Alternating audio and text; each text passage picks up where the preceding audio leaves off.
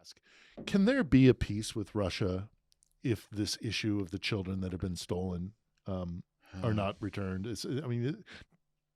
To your mind, is it possible for a peace agreement without a reconciliation of the children? No, because it's a crime, and it's only one way if they will return these kids.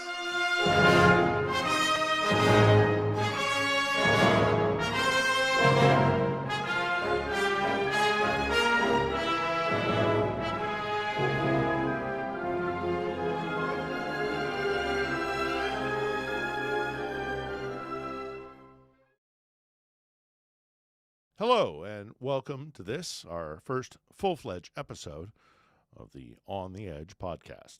And our debut guest, and it's only right that it be so, is Mykola Kuleba, the former presidential commissioner for children's rights. He now heads up the Save Ukraine organization, whose sole purpose is to locate, rescue, and care for those Ukrainian children caught up in Russia's cruel occupation. Okay. So, Mykola, thank you so much for being our first guest on the Edge. Thank you for the invitation. And I wanted to have you as our first guest for a very particular reason. Because to my mind, what Russia is doing with the children of Ukraine is the worst crime that is being committed here. Not to diminish other crimes, but what is the scale of the crimes that Russia is committing against Ukraine's children? We have to go deeper to our history because it's different data. As you know, Russia were kidnapping our children during the last 100 years. And when they grabbed our land 100 years ago, and they forcibly deported millions of Ukrainians. It is a policy of that regime, first Lenin regime, Stalin regime, and other Soviet regimes, just to assimilate Ukrainian population, to erase our identity, to destroy nationality, and to kill our people. And it is special, children very special for them, because they understand, and in early age, if they will start to poisoning the minds, the brains of Russian propaganda, they can have success. That just children can grow up just when they will be glorifying Putin, Russia, they will be very good for Russia. Yeah, for next war, for conflicts. And they have their own population problem. Yeah. Their population is diminishing. Yeah, they have demographic issues. But what I find so cynical about the Russians is that they're not ashamed of it. They're proud of it. They're very proud of it. Yes. They will openly say that we are saving these children from the decadent West, that the idea of Ukraine and Ukrainian nationality is wrong. And so it's not even that they're ashamed of it. They're proud of it. They brag about, they even, they say 700,000 children. That's their number. It's probably a lie, by the way. I suspect. I don't think 700, but I'll explain you. Yes, please. Yeah, and you're totally right. And after the full-scale invasion started, Putin many times stated that Ukrainian no exist. Ukraine is a nation. It's Russian historical territories, and his advisor told many times that Ukrainian land belongs Russian children. That's why they try to convert Ukrainian children to Russian children, to totally erase the identity. And you ask me about numbers. We have to talk about the last 10 years when first invasion started, 2014, and now I think we have not not less than 1.5 million Ukrainian children who live in Russia and occupied territories. How many of them unaccompanied or orphans? We don't know. We have no data. Yeah. But it was 500,000 children in Crimea. It was 1 million Ukrainian children who lived in Donbass. And that territories in Donbass, they occupied 2014, it leaves 70% of that million. It means that, and then new territories after full-scale invasion, and it's altogether almost 1.5 million Ukrainian children who live under the Russians. Ah, yes. So it's a matter of the children that are currently under Russian occupation And in Russia. and in Russia. Together, Russia and occupied territories, because for these children, it doesn't matter orphans or children with families, occupied territory or Russia, it's the same strategy of erasing Ukrainian identity. This same strategy. Yes. Everywhere they must receive Russian citizenship, children and parents.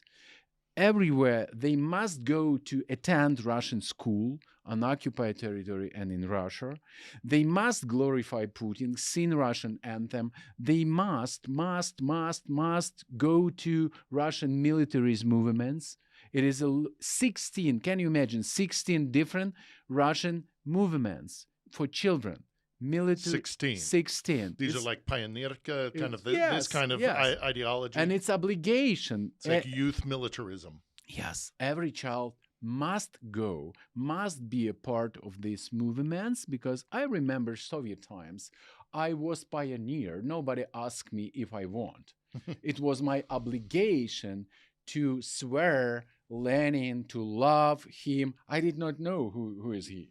I've seen his like a picture and oh, it's good guy. You should swear that you will be good boy. You will be pioneer. It was ideology. Mm-hmm. It's nothing new. It's the same ideology now in Russia. It's a cult. It's a cult. Yeah. Yeah. And you know what happened on occupied territories? How Russia tried to like grow new identity. What identity Russians have? Soviet. Yeah. They bring back Lenin's monument. They bring back Soviet flags, and they tell children, very soon, Soviet Union will come back. And teach them to want that. It's only one identity, Soviet identity. They have no identity, any other. We are Ukrainians, have our identity. We are going back to our identity, to our history. But Kiev Rus, what is Kiev Rus? It's Kiev. Yeah. It's Ukraine.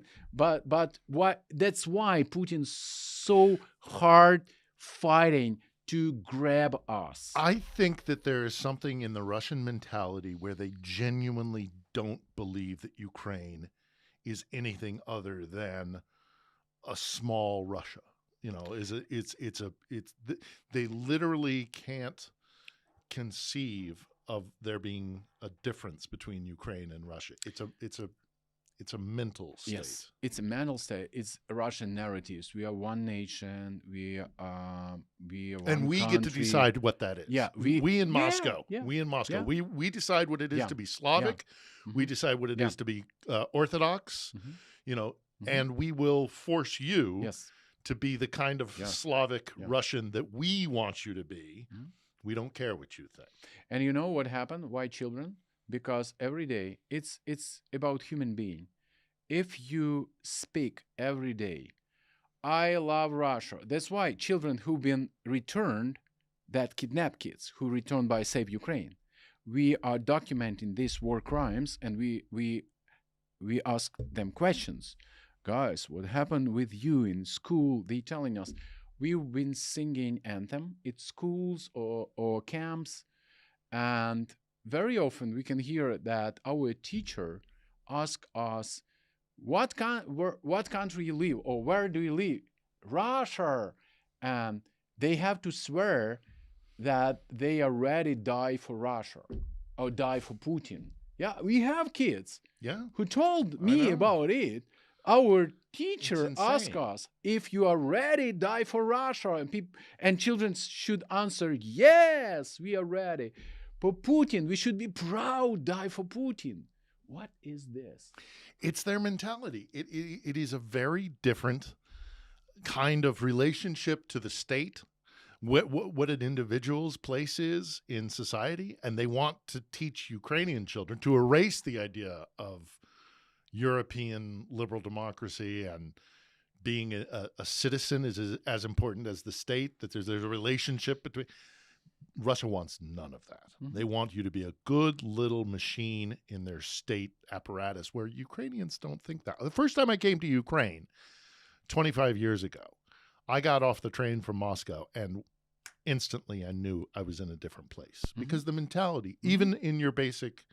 So we hear these stories from the occupied territories, that one of the first things that they do is when they come into a city or a town, they go for, where's the mayor, where's this person, where's that person, but very short on that list, where are the children?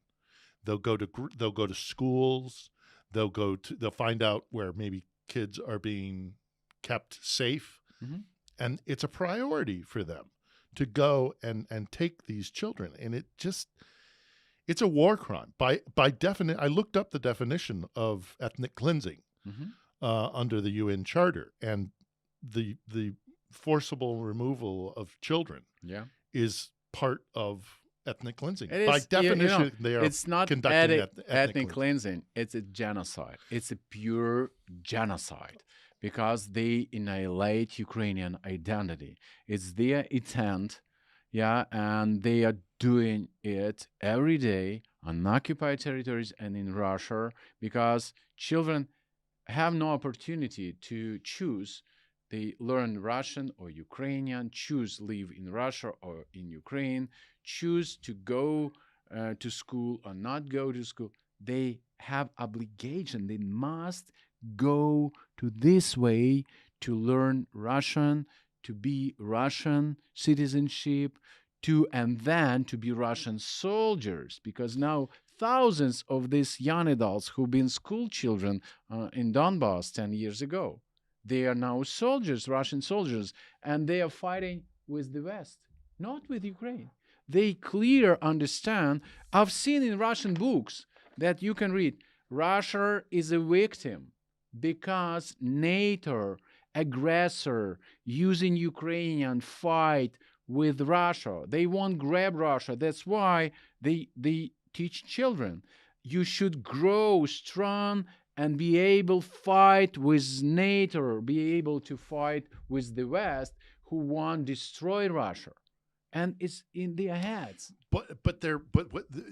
So there aren't any NATO troops in Ukraine, and the war is in Ukraine. So what they're teaching these children in Donbass to do is to kill other Ukrainians, because they're killing Ukrainian soldiers. They're not killing NATO soldiers. It's in their mind. Yeah, it's different. I understand that, but they teach them it's Nazi.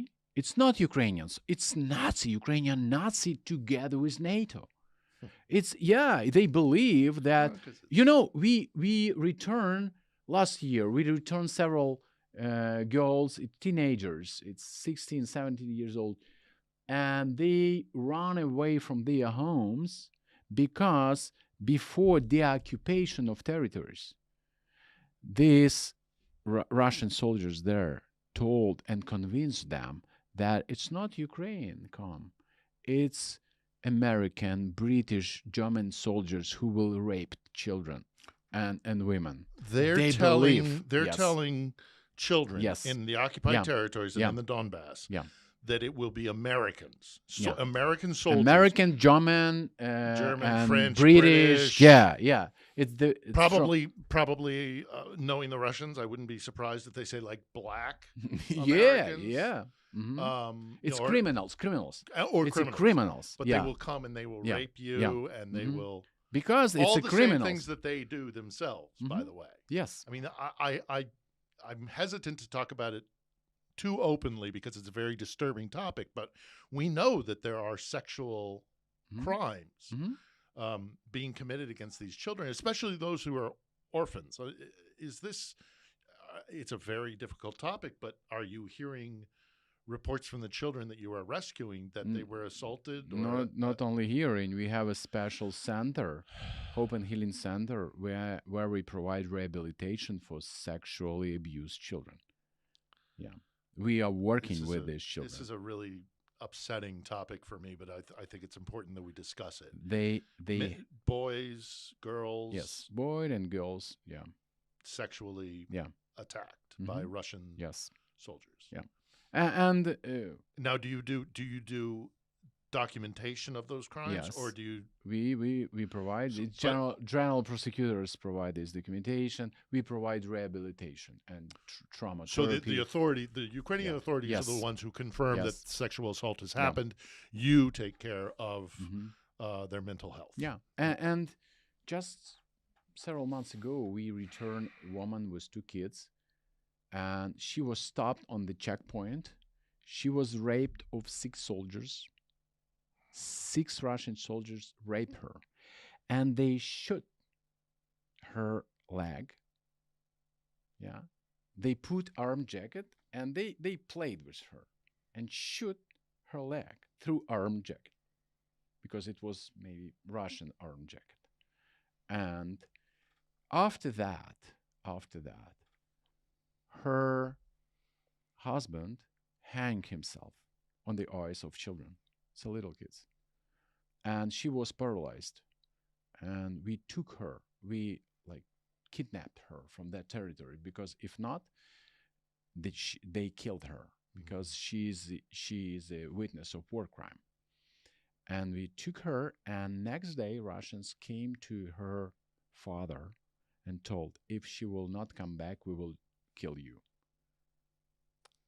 Yeah, and she had to run away.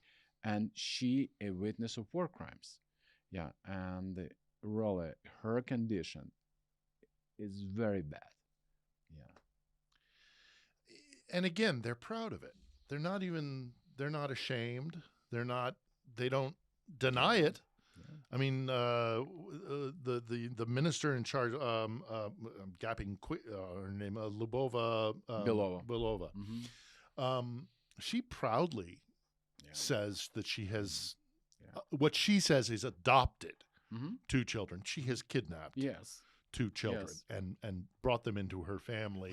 Сами ребенка усыновили из Мариуполя, да? Да. Владимир Владимирович, благодаря вам. Маленький. Нет, 15 лет. Теперь я знаю, что такое быть мамой ребенка с Донбасса. 2 years ago, she bravely stated that we bring to Russia thousands of children, and she asked Russians to be a guardianship or adopt these children, and only with after, a pension, I'm betting. Yeah, only after this International Criminal Court decision, warrant order for Putin and Maria Lvova-Belova, they stopped this. They really afraid. They were afraid that they will sit in a tribunal, and they will be punished. But it's crazy, people. Really, they are so crazy. I heard a report just this week that in Luhansk, they are the women who come to deliver babies at the maternity hospital, that they have to show that they have taken a Russian passport, or the children that they give birth to will be taken from them. Is this true? It's true. And it's true that all families should have Russian passports. We have just maybe 2 months ago, we brought from occupied territory father with 2 orphans. He's a foster father. And mother 1 month before died because she couldn't receive medical help because she had no passport. And 1 month she had serious problem with health, and several times she asked to help, but they refused because you are not Russian citizenship. That's all. She died. And they are going to every house with a weapon, these Russian soldiers, to check if children are there, if children attend schools. If not, it's they telling that we will terminate your parents' rights and take your children off, and you will never see your kids. That if you not send your children to school, but to send your children to school, you must have Russian passport. Because they have to go to our school and learn our Yes. language and our Yes. customs and our values. Yes, because it's very important for them to know that no any opposition on occupied territory, no any. You know what happened with any person in Russia who opposite, who trying just to tell something. You cannot tell word war anywhere. You cannot tell. A special military operation. Yes. You know, the thing is, you were kind enough to provide me with some videos, and I watched some of these videos, and the children that are returning, that you rescue and then return, and you oftentimes you'll give them a Ukrainian flag, and the look on their faces, it's both very beautiful, but it's also, it made me cry. It made me very upset, because you could see in their faces the trauma that they had been through, and that they have returned to Ukraine, they're given a Ukrainian flag, and their emotions are too powerful for them. How much damage is being done to these children during their time in occupied territories? What is the consequence to them? We don't know. We really have no idea what generational trauma we will have. It's generational. It's not just now, because we can see now many kids who can't sleep, who very nervous, who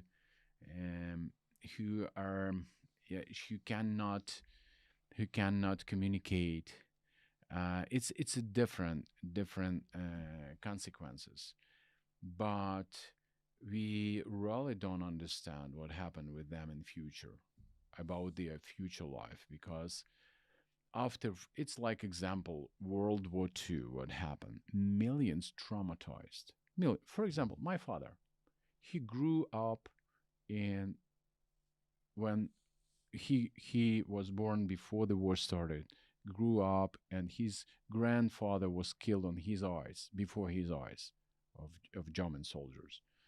And he went through starvation, and till before he passed away, all his life, he was asking me only if I dressed well, if I eat well. That's all. No any emotions. It's trauma. He cannot feel. He cannot like to give you like this emotion.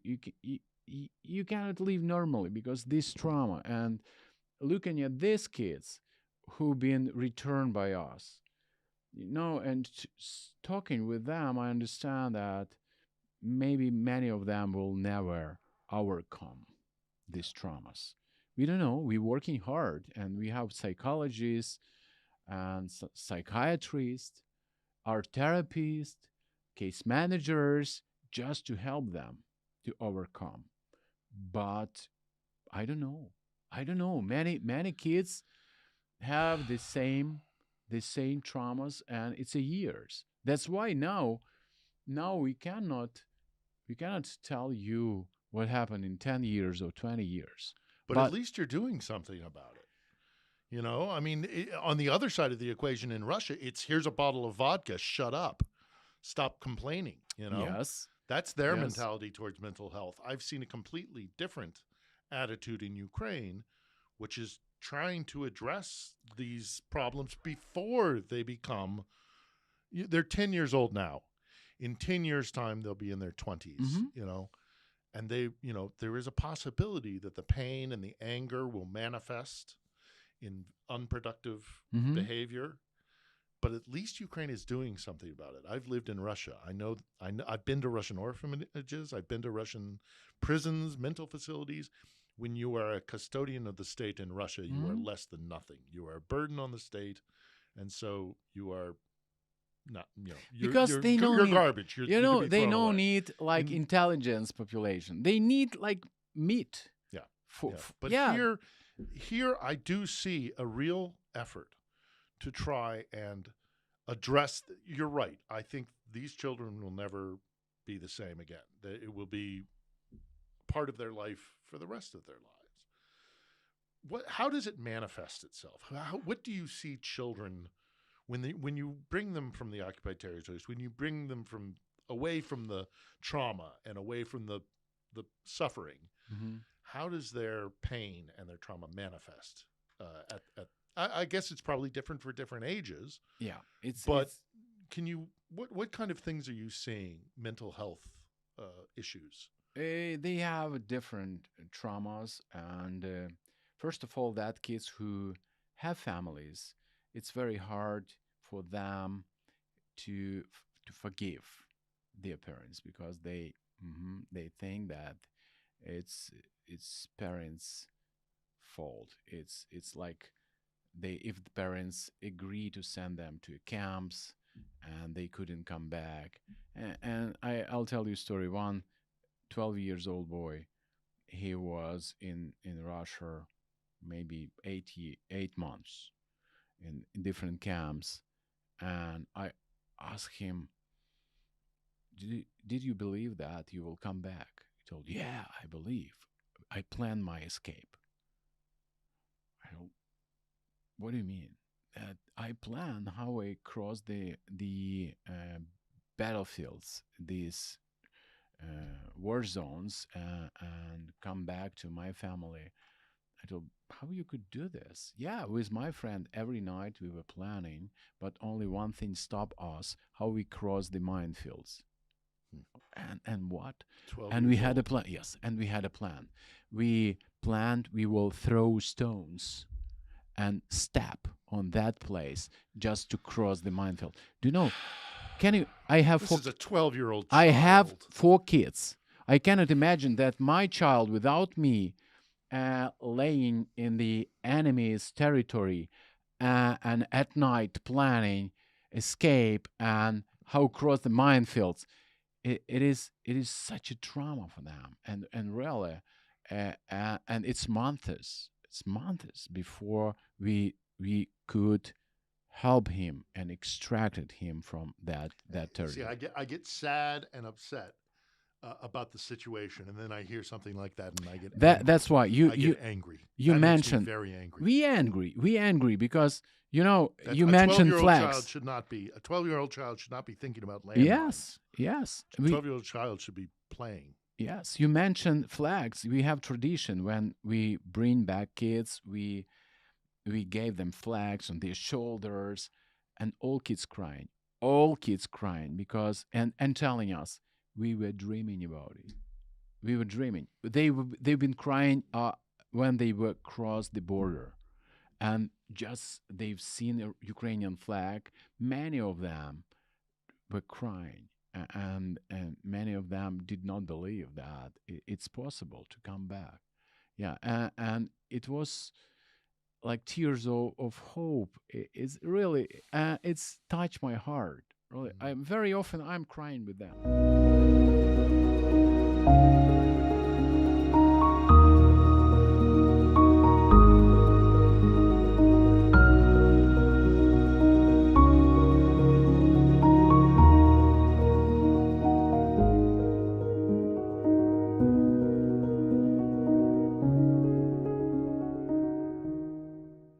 Because it's hard when child crying, and when with the Ukrainian flag that I believe or I did not believe, but it happened. Yeah, it's so touch stories for me as a father. It's hard to understand what child felt there. Many children don't want to tell this, to any adults, even to their parents, because it's a trauma. But one 13 years old boy who been placed Russian family. He been in Russian family, and we returned him, and because he had older sister, and we brought her to brother, and it was very special story. And he didn't want to tell anything about it. He hate to tell, but because first of all, when I asked how they kidnapped you, they told, why you tell kidnapped? They saved me. Why? They took me from occupied territory where Ukrainian Nazi tried to kill us. I don't. Have you seen Ukrainian Nazi? He told, no. But who told you about it? Russian. This family I lived, Russian family. I told, and you believe this? Yeah. But okay, before Russians came, have you seen any Ukrainian Nazi in Ukraine? No. But well, and what does a 13-year-old but why you? know what a Nazi is? But anyhow? they saved you from Ukrainian Nazi, and you believe this? Yeah. But why? And you can see how the 13 years old boy, how this brain work hard to understand what is true, because he was confused, because he believed in this true, Russian true, that Ukrainian Nazi tried to kill him, tried to kidnap him, and they saved his life. And he'd been in this Russian family. And I remember after 6 months in our rehabilitation center, he came to me and told, I want to talk with you. I won't tell you everything. I told, what do you mean? I won't tell you what happened with me. And he was sitting maybe 2 hours. He didn't stop. And I stopped him. Please stop. Stop. Because he was telling me a lot of different stories, everything, what happened with him. But 6 months of rehabilitation. And he was really afraid, first, to tell anything. Second, he believed that in Russian manipulation. Yeah. Well, and then the other thing is, it's funny to hear them talk, because they say that they're rescuing children from the war and from the violence of the war. That's what the Russians say. But the Russians are causing the violence. And the Russians, they make orphans, and then they take the orphans and say, we're going to help you. You're a poor orphan. Well, who made you an orphan? The Russians made you an orphan. So this kind of mentality is very upsetting. And I can imagine that this child that you're talking about, this 13-year-old, it's when you start to pull at the emotional string, sometimes it comes flooding out, which is why I think a lot of people who face trauma don't want to start to talk about it, because once you start, you can't stop. Have you seen that, or do they keep it very bottled up? Yeah, especially who've been sexually assaulted. Oh, the sexual. Yeah, it's a shame. It's Yeah. a shame for them to just to tell Embarrassing, about it. Yeah. shame.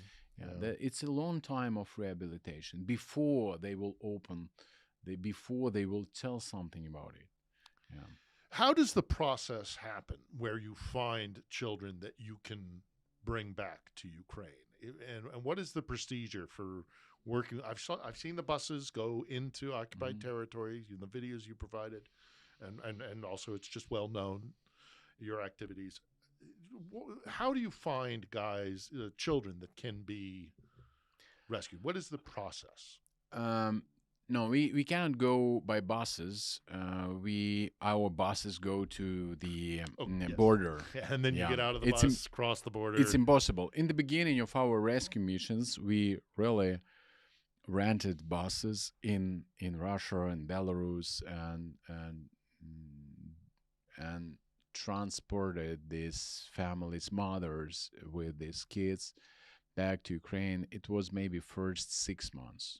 We could bring back 10, 20 kids, but it was very short time. And then Russian block everything. Now we are taking them back one by one. It's impossible to take 5 or 10 children together one by one, and we're talking about thousands of children. And if you, as Ukrainian mother, because now it's only one way through Moscow, you can reach Russia, and they block everything. They have a special regulation there. With any person with Ukrainian passport cannot go in and out because you will be arrested. But if you are a Ukrainian mother, if you landed in Moscow in airport, FSB immediately will interrogate you. And if you will tell that you are going to take your child back, you could be deported.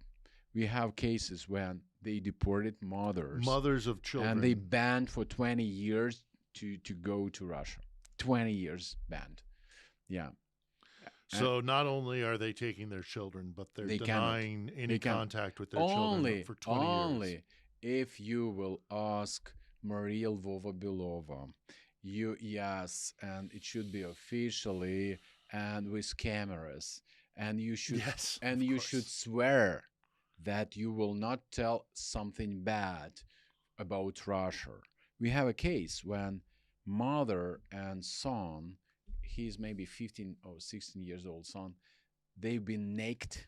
They naked them and film They what they naked? dressed off. Naked, no Naked. clothes. No clothes. So, for how Mother old? and his son. What? Yeah, and this son was in a summer camp, and he was pro-Ukrainian, and they naked them and film and told them, if you will tell something bad about Russia, we will show this video in social media. Yeah, see, I've heard this does not surprise me. I've not heard this particular example before, but this is how they behave. Mm-hmm. This is not uncommon for. Yes. This is how they treat. Mm-hmm. It's compromat. It's cruelty, Yeah. psychological warfare. What does this mean for Ukraine? If first off, let me ask: can there be a peace with Russia if this issue of the children that have been stolen are not returned? To your mind, is it possible for a peace agreement without a reconciliation of the children? No, because it's a crime, and it's only one way if they will return these kids back. I think we need this. We really need this war stop, really, because many people exhausted, many people are dying, and militaries and civilians. But this war about existence, Russia will never stop.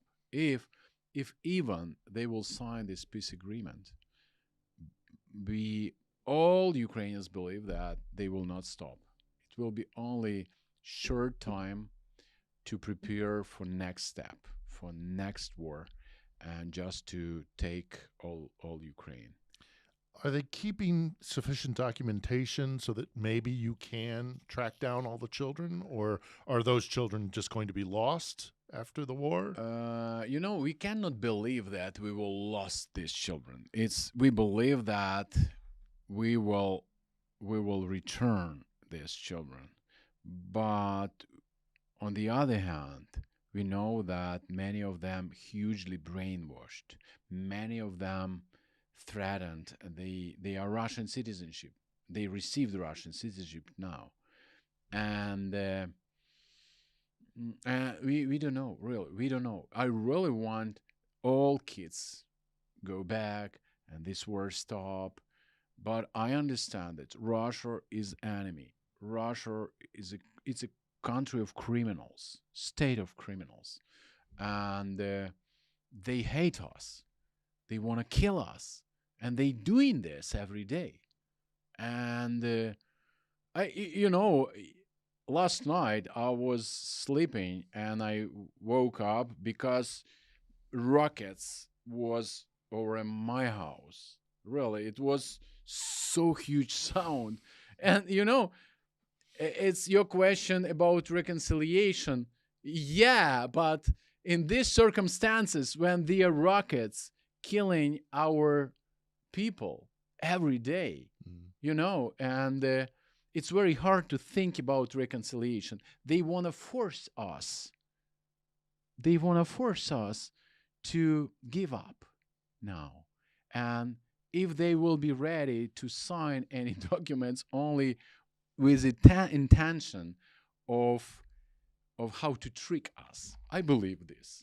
I agree, and I think that it's that their desire to destroy the thing about taking children. No, go sorry ahead. for interrupting. Sure, no, go ahead. That it's very important because now we believe that people who are listening us, they should understand, because many people don't understand on the West that Putin, he's a criminal.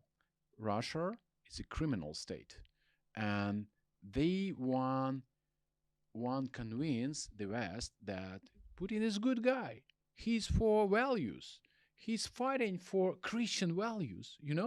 He's very good guy. He trying to kill bad guys. He won't convince Western audience about it, and some people believe that because it's a guy with a tie and suit who's telling like good things. Why He pretends to be just another world leader. Yes. Like, yeah, and please, he's eating children on a breakfast. Really, this guy who is ready eat kids, kill child, kidnap child. It doesn't matter for him, but it's like two person who live. One who is public person who telling right things, and another who is planning genocide and who is doing this. It's horrible, but that's why we should stop this evil. It's not arguing. Oh, should we do something? Should we give weapon to Ukraine? Really, I'm not a military. I'm 25 years in child protection. I'm protecting children's rights. 25 years. Orphans, street children, vulnerable families, just to help next generation survive and to be resilient, be strong, because Russia is killing us. We have to stop this evil. We have to stop this evil. You know that if your house will come enemy, and I'm very often when journalists asking me like about reconciliation, about something else, I'm telling you, case, my home. It's like imagine somebody from my village come and raped and killed my wife, kidnapped my children, and then I survived. I was wounded, survived, and they tell me, "Can you forgive this? Let's stop. Forgive him. Let's sign this reconciliation." But my children there, he kidnapped. But he told us that for these kids better live in his house. He burned my house, he raped my wife and killed. He kidnapped my children. And guys, I need somebody who will help me take my kids back. But help me. He's a criminal.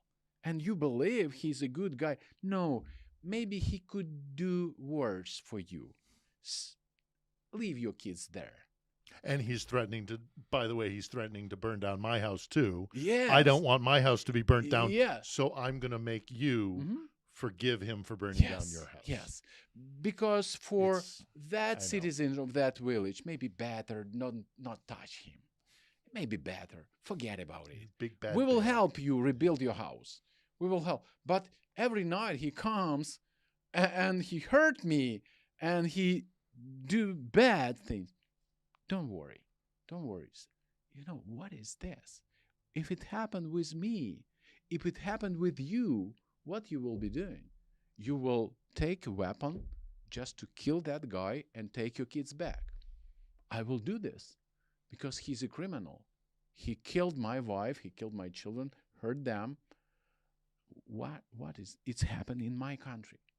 That's why I need that ones, friends who will stand with me, who will fight with me, who will go to that guy, take my kids to protect me and my home. It happened every day with our nation. Do you ever think that, and I won't keep you much longer, but do you think Putin or Lubova Belova, will they ever face consequences? Do you think they'll actually appear in The Hague? Yes, I believe. And we now collect this and document these crimes. General Prosecutor Office, our law enforcement, International Criminal Court have, I don't know, it's hundreds of thousands cases of war crimes. And I believe in tribunal. I believe that Putin will stand there, Maria Lvova-Belova, and all that decision makers and on all level who did these crimes. Because any child who received Russian citizenship, who been sent to Russian schools, who been kidnapped, who been just deported or transferred to any territory, it's many crimes. They must be punished. And just finally, if there was something you want to let Westerners in an English-speaking audience understand about the pain, the trauma, the crimes, what Russia is doing to Ukraine, to Ukrainian children, what would you it's not our problem. Ukraine is so far away, and I don't understand, and it's difficult. What would you have people understand in the West and in America, in Britain, I will about the trauma here? I told you that they are fighting with the West, not with Ukraine. Now they are fighting, and they are preparing millions of children for next bigger war with the West. And my questions to Western audience, it doesn't matter, United States, Great Britain, or Germany, France, who is next?